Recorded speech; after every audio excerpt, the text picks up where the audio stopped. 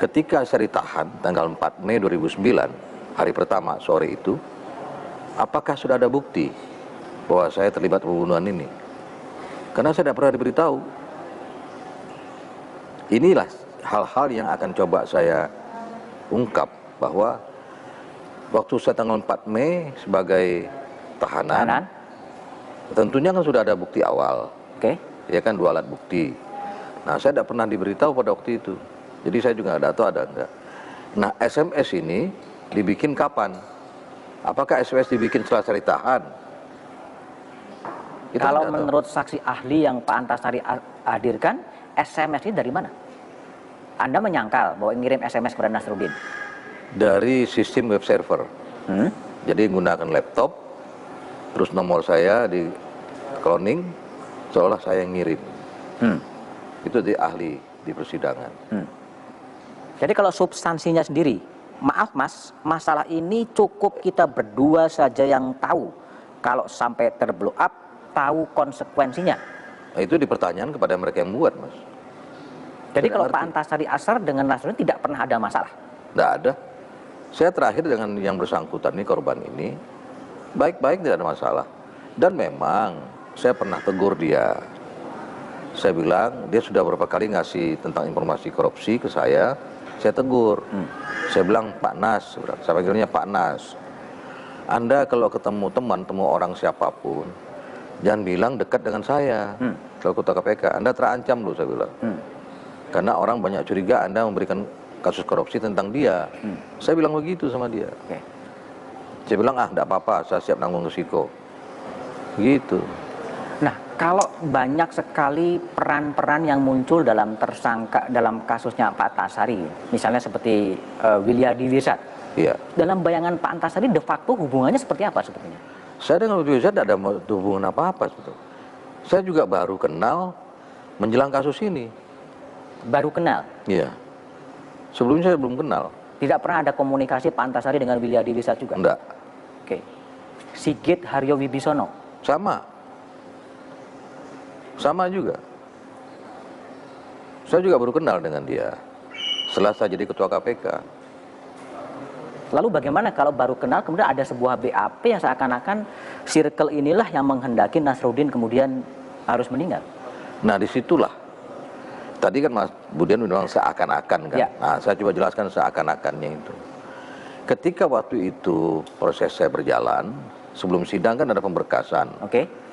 Saya direkonstruksi di rumah Sigit, yang mereka coba untuk menjas bahwa itu terjadi rencana pembunuhan.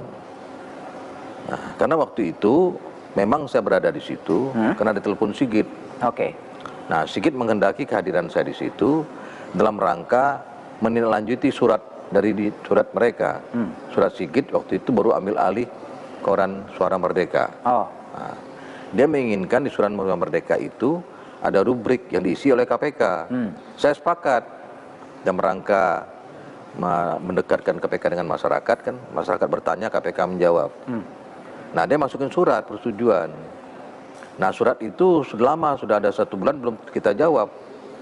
Nah, dia penasaran, telepon saya, Pak, mampir ke rumah saya menegaskan itu. Baiklah, saya bilang, saya punya kepentingan untuk menjelaskan pertemuan kita sama Sigit dulu berdua. Saya jelaskan bahwa KPK itu sistem kerjanya seperti itu, saya bilang. Jadi setiap persetujuan apapun harus 5 komisioner itu tanda tangan. Nah, tiba-tiba dia angkat telepon, ya sudah tunggu saja depan. Saya nggak tahu siapa. Terus Pak Sigit bilang saya, Pak Antasari ada teman saya, mau salaman aja sama ketua KPK katanya, mau kenalan gitu. Tunggu. Loh, siapa? Anda jangan masukin orang yang tidak jelas, bilang itu kan. Nanti saya terkompli gitu. Masuklah Williardi. Yang dibawa oleh Sigit, oleh Nasruddin. Sigit. Masuklah Williardi. Nah, terus Williardi salaman sama saya. Terus saya tanya dari mana, pakaian lengkap kan? Dari mana, asal dari mana, sekarang tugas di mana, sekarang pangkatnya apa, kombes, udah sepati belum, saya bilang. Oh sudah, sebentar lagi jenderal, bilang gitu kan. Itu aja kita. Terus Sigit nyeletuk, sudah Mas Williardi, saya sudah tidak punya hutang lagi ya. Anda sudah ingin bersalaman ketua KPK, sudah saya fasilitasi, selesai, itulah tunggu aja di luar. Itu aja pertemuannya. Kemudian dikonstruksikan oleh mereka bahwa itulah rencana pembunuhan. Kalau satu sosok lagi Pak Antasari yang publik juga ingin tahu, Rani Juliani, sebenarnya posisinya seperti apa sebetulnya? Saya nggak tahu dia ini. Siapa yang menggerakkan dia temu saya? Apa? Tidak tahu. Apalagi cinta segitiga. Bullshit itu nggak ada sama sekali. Nggak ada. Jadi tokoh-tokoh ini bagi Pak Antasari adalah tokoh-tokoh yang diciptakan. Iya. Tapi memang pernah bertemu juga. Pernah bertemu. Pernah bertemu juga. Iya. Dalam skenario jebakan begitu. Saya nilai seperti itu. Sekarang. Yang penting bertemu. Oke.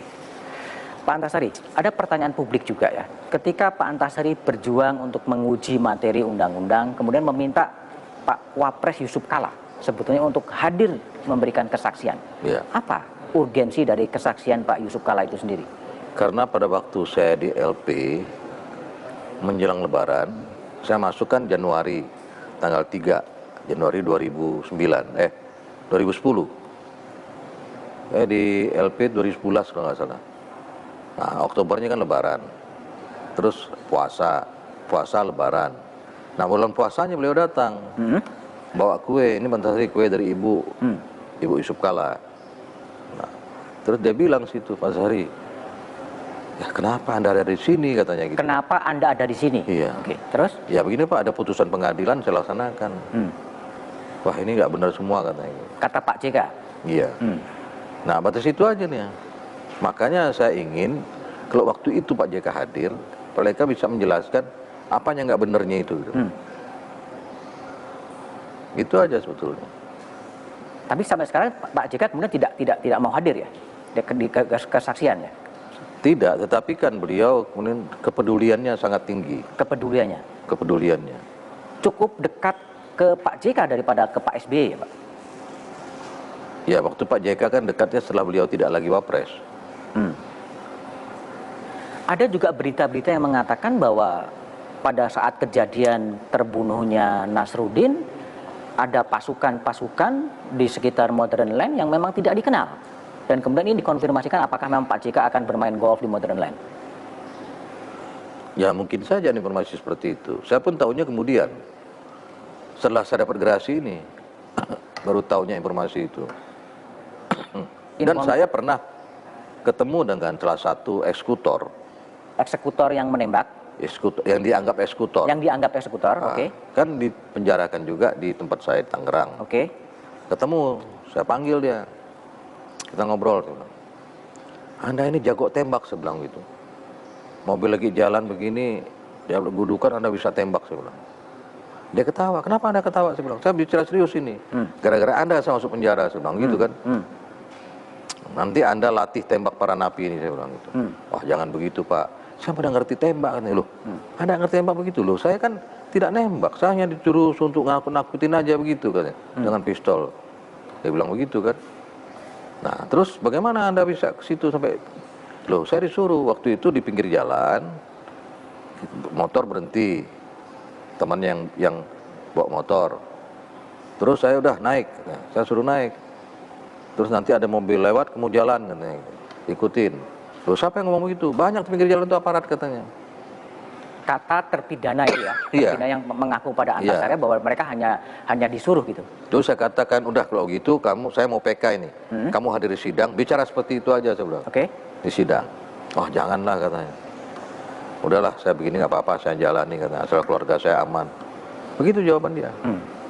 Setelah Antasari Ashar bebas dan mendapatkan gerasi, Anda punya informasi lain yang mengatakan siapa sih sebenarnya yang merekayasa atau yang katakanlah menyuruh orang membunuh Nasruddin? Saya ada, tapi pada kesempatan ini mohon maaf saya tidak bisa sampaikan. Karena saya katakan tadi bahwa sekarang ini saya sedang dalam rangka pemulihan nama baik. Pemulihan nama baik saya itu adalah dengan cara mendudukkan persoalan yang sebenarnya.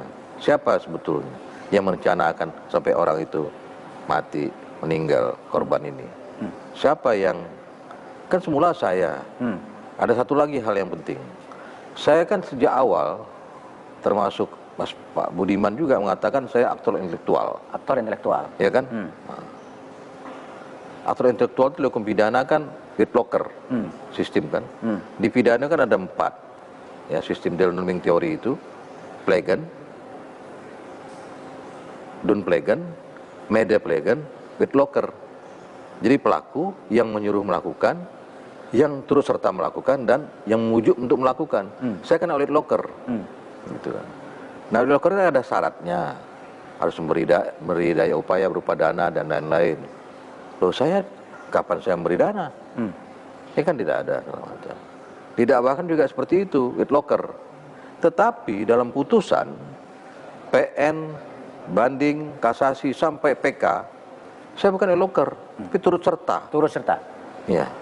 Tapi setelah Pak Antasari kemudian bebas, Anda merasakan siapa sih sebenarnya yang menjadi aktor intelektual di balik? Nah, ini yang sedang saya cari.